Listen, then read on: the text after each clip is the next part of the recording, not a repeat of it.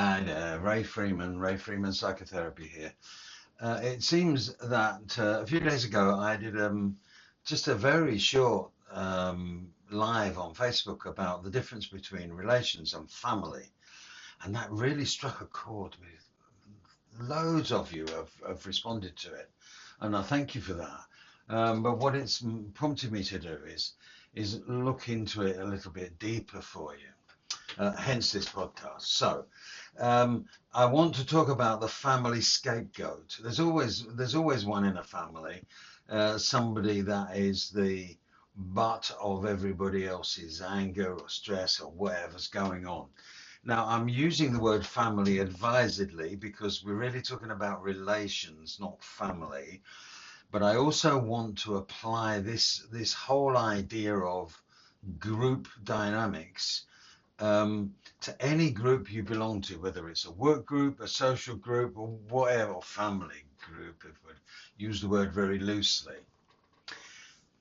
Usually within this any group like this, and I'm going to use the word family for now, there is a leader. Now that leader is very possibly a narcissist of some kind, what I would call a BN, a behavioral narcissist.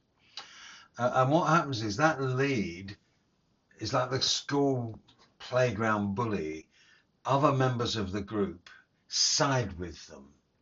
And what they tend to start to do is project their unwanted traits or feelings onto a scapegoat in this group. Family. Okay. This it becomes like a lightning rod, on the side of a building. The scapegoat absorbs the anger, the blame, and the frustration of all the rest of the group. The role assignment is quite straightforward. The lead family enforces the role: rebel, troublemaker, needy person. The others repeat and reinforce that. It can often be from a late entry into this group, joining by marriage or some sort of minor default, the youngest in the group. It can be anything, but it's very often the in-laws. Those old jokes about mother-in-laws and in-law families, they're based around the truth sometimes.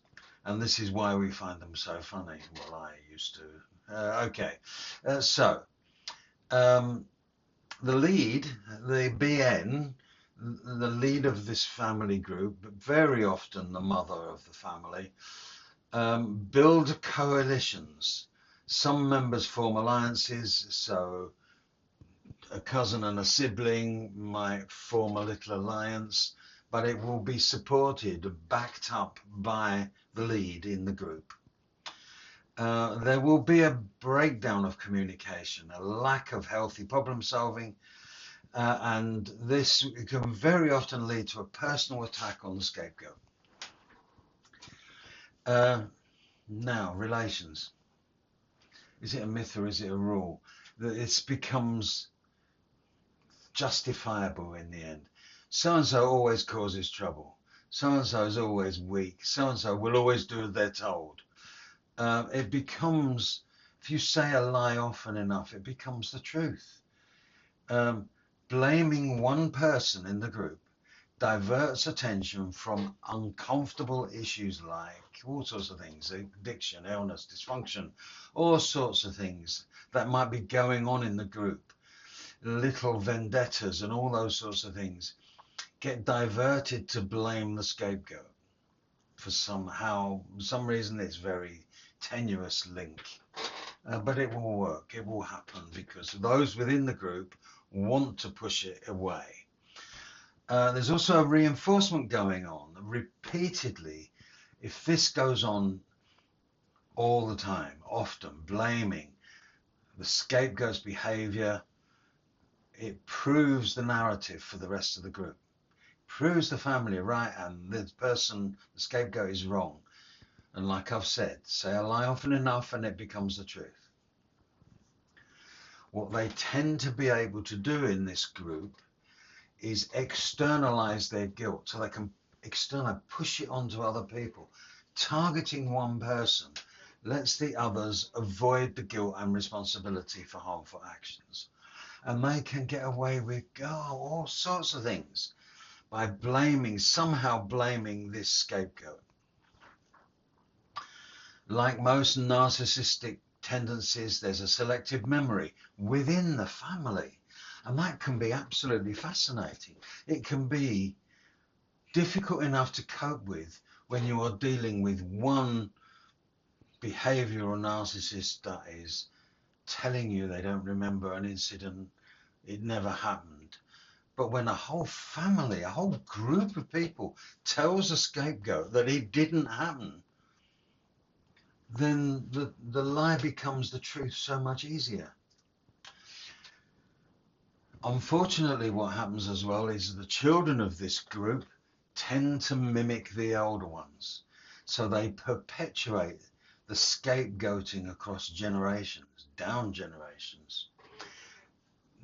The weird thing of all is that scapegoating is what I'm talking about today, but there's other positions in the family that become permanent, like the provider or the fount of all knowledge, and they seem to stick even when it's patently not true.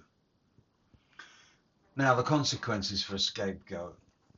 Oh, you can read all sorts of stuff, low self-esteem, anxiety, depression, identity confusion, strained relationships with others outside of the family group, relation group. But perhaps with a little help, they realize how resilient they are and learn to love themselves a bit more. Sometimes they need help with that, but that resilient person is there. They've been battered for years. They have to be resilient to be able to deal with it. The issue becomes when that scapegoat starts to learn to love themselves a little bit more and wants to change the position within the family, a battle will happen.